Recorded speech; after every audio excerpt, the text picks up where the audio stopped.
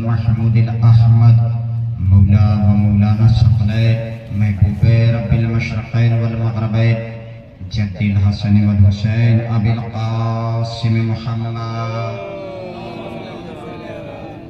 وآله البيته الطيبين الطاهرين المعصومين المظلومين المنتخبين المنتجبين ولعنة الله على أعدائهم أجمعين لا سيما بقية الله الأعظم أرواحنا وأرواح لك الفداء. أما بعد فقد قال سبحانه وتعالى في المحكم القرآن المجيد وهو أصدق الصادقين وقوله الحق.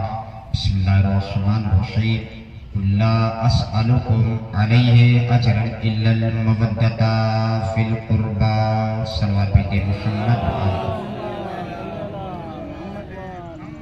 عزیزان گرامی، معزز سامعین حضرات، بزرگان مذہب ملت، ماتم داران سے بشولہ علیہ السلام، چونکہ محدود وقت ہے لہذا حد ترخص عبور کرنا مناسب نہیں ہے، اس لیے کہ شرعی حکم ہے کہ انسان جب حد ترخص عبور کرتا ہے تو نماز بھی قصر ہو جاتی ہے، لہذا وقت کا لحاظ رکھتے ہوئے اور میں اپنے نوجوان طبقوں سے گزارش کر رہا ہوں جو لوگ سامنے ہیں وہ آ جائیں. دیکھیں ہمارے وہاں ایک نیا فیشن بن چکا ہے اور بارہا علماء کرام سے آپ عمدہ بیان سنتے رہتے ہیں، اور میں ارشاد بھائی کو لائق دادو تحسین ارشاد بھائی جو اپنے ماتمی دستے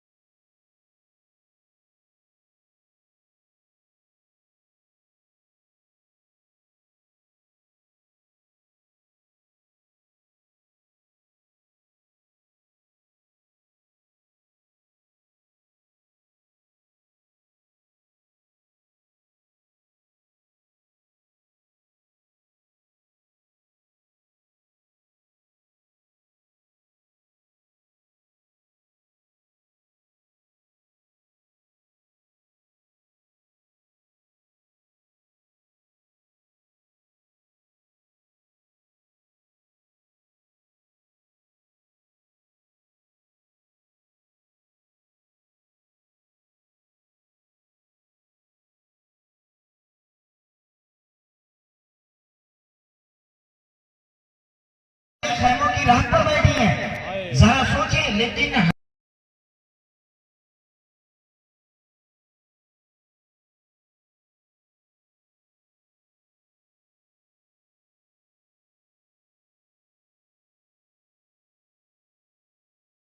سے فخر ہوگا اور یہیں سے دو تین باتیں متوجہ ہو جائیں. الحمدللہ خدا آپ کو سلامت رکھے اور آباد رکھے اور خداوند عالم ہم سب کی قلیل سی عبادت کو قبول فرمائے. اب یہیں سے دو تین باتیں میں آپ کی خدمت میں بڑی تیزی سے عرض کروں گا. اور میں نے قرآن مجید کی بہت مشہور آیت کی تلاوت کی ہے جس میں اعلان ہو رہا ہے رسول ان سے کہہ دیجئے جو آپ کی رسالت کی مجبوری ادا کرنا چاہتے ہیں اجرت تو ان سے کہہ دیں وہ آپ کے اقربا سے قرابت داروں سے معدت اختیار کریں. محبت اور معدت میں بڑا فرق ہے، اس فرق کو ہمیں محسوس کرنا پڑے گا. اب یہیں سے دو تین باتیں. اور ابھی آپ نے دیکھا دو تین دن پہلے میڈیا کا زمانہ ہے، جو باتیں ہوتی ہیں ہمارا نوجوان اس پہ غور نہیں کرتا ہے، اور جو باتیں غور کرنے والی نہیں رہتی ہیں، اس پر غور کرتا ہے، جو غور کرنے والی رہتی ہے اس پر غور نہیں کرتا۔ ابھی دہشت گرد اور آتنکوادی حملہ 8ویں امام کے بھائی شہر شیراز ایران کے شاہ مردہ میں حملہ ہوا دہشت گردوں کا، اور 8 اور 9 محرم کو جناب زینب کے سامنے۔ یاد رکھیں یہ حملہ ہوتا رہے گا اور ظالم پریشان ہے کہ ان کو مارو، انہی کی وجہ سے عزاداری زندہ ہے، انہیں مارو انہی کی وجہ سے عزاداری زندہ ہے، انہیں مارو انہی کی وجہ سے عزاداری زندہ ہے۔ اور میں اکثر ایک جملہ کہا کرتا ہوں، متوجہ ہو جائیں آپ، کل کے یزید کو تکلیف تھی وجود امام حسین سے، آج کے یزید کو تکلیف ہے ذکر حسین سے۔ میں کائنات کے ذہنوں تک ایک فکرہ منتقل کرنا چاہ رہا ہوں کہ اپنے ذہنوں میں یہ فکرے کو بٹھا لیں۔ یاد رکھے کل کا یزید جب حسین کو نہ مٹا سکا تو آج کا یزید حسینیوں کو کہاں سے مٹا سکتا ہے؟ اور آج یہ فرقہ نکلا ہے۔ کربلا میں یزید کا 2 چہرہ، مسلمانوں کا 2 چہرہ نظر آیا۔ اور یاد رکھیں کربلا میں حسین مظلوم کو شہید کرنے والے نہ عیسائی تھے نہ یہودی تھے، بلکہ حافظ قرآن تھے، نماز پڑھنے والے تھے، روزہ رکھنے والے تھے، حج ادا کرنے والے تھے۔ لیکن پوری توجہ، ایک جملہ کہہ رہا ہوں میں آپ کی خدمت میں، بس یہیں سے بات کو میں اپنے مصائب کی طرف موڑنا چاہ رہا ہوں تاکہ مومنین آ جائیں اور مال مجلس آنسو ہے وہ آپ تک پہنچ جائے۔ نہ یہودی نہ عیسائی، مسلمانوں کا 2 چہرہ کربلا میں نظر آیا۔ اور پورا معیاری جملہ کہہ رہا ہوں میں آپ کی خدمت میں، لیکن کیسے پتا چلے حسینی کون ہے اور یزیدی کون ہے؟ حسینی کون ہے، یزیدی کون ہے؟ یہ دونوں چہرے سامنے کیسے آئے؟ اس لیے کہ 2 چہرہ نظر آیا کربلا میں۔ تو اسی وجہ سے آپ دیکھیں قرآن اعلان کر رہا ہے، قرآن جناب ابراہیم کا واقعہ پڑھے، جب جناب ابراہیم کو لاکھوں من لکڑیوں کی آگ میں ڈالے جانے کا پلان بنایا۔ پوری توجہ، یہ فیصلہ قرآن نے کیا ہے۔ نماز پڑھنے والے، روزہ رکھنے والے، حج کرنے والے، حافظ قرآن جو کربلا میں حسین مظلوم کو قتل کرنے والے تھے۔ اب پتا چلے کیسے یزیدی کون ہے اور حسینی کون ہے۔ پوری توجہ، جناب ابراہیم کو لاکھوں من لکڑیوں کی آگ بنی ہوئی اس میں ڈالا جا رہا ہے۔ اب تمام پرندوں نے دیکھا ایک پرندہ ہے چھوٹا سے جو اپنے چونچ میں پانی لا کر ان آگ میں ڈال لائے۔ تمام پرندوں نے کہا بھائی برسوں کی اکٹھا کی گئی لکڑی اور آسمان کی آگ کی لویں آسمان سے باتیں کر رہی ہیں اور یہ تمہارے ایک قطرے پانی سے بجھنے والی نہیں ہے۔ اس پرندے نے آواز دی، دیکھو مجھے بھی پتا ہے اس آگ سے، اس میرے پانی سے آگ بجھے گی نہیں، بلکہ میں خداوند عالم کو گواہ بنا رہی ہوں تاکہ میرا شمار نمرودیوں میں نہ ہو بلکہ ابراہیم میں ہو۔ اسی وجہ سے ہم کہا کرتا بھائی مجلسوں میں آؤ تاکہ پتا چلے یزیدی کون ہے اور حسینی کون ہے، تاکہ کائنات کو پتا چلے، فرق پتا چلے۔ اور ایک نوجوان بھائیوں احساس کی فکر میں کہیں، آج کچھ لوگ ایک طبقہ اور پہنچا ہے ہمارے درمیان، وہ کہہ رہے ہیں ہم یہ اپنے بیٹے کا نام یزید کے نام پہ رکھیں گے۔ بہت اچھی بات، مبارک ہو، بہت اچھا رکھے، ہم یہ یزید کے نام پہ اپنے بیٹے کا نام رکھیں گے۔ اچھا آپ یقین سے بتائیں اگر کسی بھی آدمی کے سامنے جس کے اندر انسانیت کا جگر پایا جاتا ہے، اگر آپ اس سے کہیں یزید تو وہ برداشت کرے گا؟ یقین جانے اسے ناگوار گزرے گا۔ ثانیہ زہرا زینب نے لفظ یزید کو گالی بنایا، لفظ یزید کو گالی بنایا ثانیہ زہرا زینب نے۔ اور بڑا نقصان کیا ہوگا؟ آپ نام رکھ لو گے، نام رکھنے کے بعد اس کا اسکول میں ایڈمیشن کراؤ، جب وہ اسکول جائے گا تو بچے دیکھیں گے اسے آتے ہوئے تو یہی بچے کہیں گے یزید آ رہا ہے، اور جب اس کا باپ اسے اسکول میں لینے کے لیے جائے گا تو یہی بچے کہیں گے یزید کا ابا آ رہا ہے، یزید کا ابا آ رہا ہے۔ اور یہیں سے ایک بات اور عرض کروں میں آپ کی خدمت میں، بڑی تیزی سے متوجہ ہو جائیں۔ آج دنیا کس غلط فہمیاں میں پڑی ہوئی ہے، اور یہ ہمارا فقرہ نہیں ہے بلکہ برادران اہل سنت کے بزرگ علماء مفتی محمد اسحاق مرحوم نے لکھا ہے فقرہ، کیا کہ دیکھو پنجتن پاک کے مقابلے میں کسی کو نہ لانا، نہیں تو تمہاری نماز اور تمہارے روزے تمہارے منہ پہ مار دیے جائیں گے۔ یہ محمد مفتی اسحاق مرحوم کا فقرہ ہے، اور بہت سارے ہیں فقرات جو برادران اہل سنت کے بزرگ علماء نے کہا ہے، بزرگ علماء نے خود اس چیز کی تائید کی ہے۔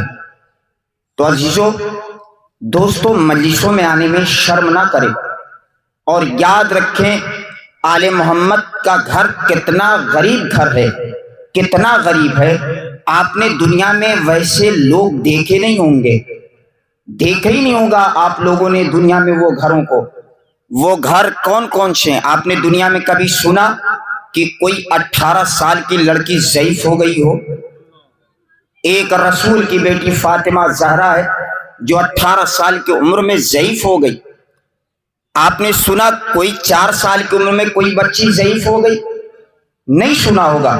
لیکن کربلا میں آؤ، حسین کی یتیمہ سکینہ کے اوپر کتنے مظالم ہوئے کہ سکینہ ضعیف ہو گئی۔ اور آپ نے کبھی سنا ہے 24 سال کی عمر میں کوئی جوان ضعیف ہو گیا؟ میرا اور آپ کا چوتھا امام سجاد ضعیف ہو گیا۔ ارباب اعضاء 2-3 فقرات مصائب کے پڑھوں گا، اس کے بعد انجمن ہائے ماتمی نوحوں کا پرسہ پیش کریں گی۔ اے ارباب اعضاء، مقاتل اٹھا کے تاریخ پڑھے، کتنے قیامت خیز تاریخیں ہیں، اور یاد رکھیں مظلوم بیبیاں گزری آل محمد کے گھرانے میں، بڑی بڑی مظلوم۔ امام سجاد کی بے کسی کا ماتم کر لیا جائے، اس لیے کہ ابھی امام سجاد کی کچھ ہی روز ہوا ہے، شہادت کی تاریخ گزری ہے۔ یہ کائنات کا پہلا عزادار ہے، پہلا عزادار جو اس دنیا سے گیا ہے۔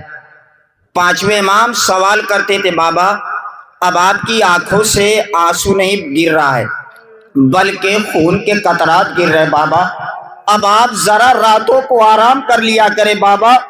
ایک مرتبہ میرا چوتھا امام آوا تیرا بیٹا باقر مجھے یقین دلا دو، میں راتوں کو تو سو جاؤں گا، لیکن جب میں راتوں کو سوؤں گا تو بابا کا کٹا ہوا سر نظروں کے سامنے نہیں آئے گا، پھوپھی اماں زینب و ام کلثوم کی بیردہ سر نظر نہیں آئیں گے، بہن سکینہ کا تماچوں کے نقصار پہ تماچوں کے نشان نظر نہیں آئیں گے۔ حد ہے کہ بہن سکینہ کی چھدا ہوا کان کی پھٹی ہوئی لبیں نظر نہیں آئیں گی۔ سنو گے عزادارو، 11 محرم کی کتنی قیامت خیز تاریخ ہے، شام غریبہ سے لے کے 11 محرم کی تاریخ اٹھا کے دیکھو، کتنی قیامت خیز تاریخیں ہیں۔ بس بڑے آہستہ سے مسائل پڑھوں گا، پرسہ دے لو۔ ارباب اعضاء، میں نے تاریخ میں خود پڑھا ہے، جب خیام حسینی میں آگ لگ گئی ہے نا، آگ لگ گئی ہے، آگ کے شعلے اتنے بلند تھے، بیبیاں ایک خیمے سے دوسرے خیمے میں، دوسرے خیمے سے تیسرے خیمے میں۔ سنو گے ارباب اعضاء، ثانیہ زہرا زینب کو یاد آیا میرا لال سجاد خیمے میں ہے، کہیں جل کر مر نہ جائے۔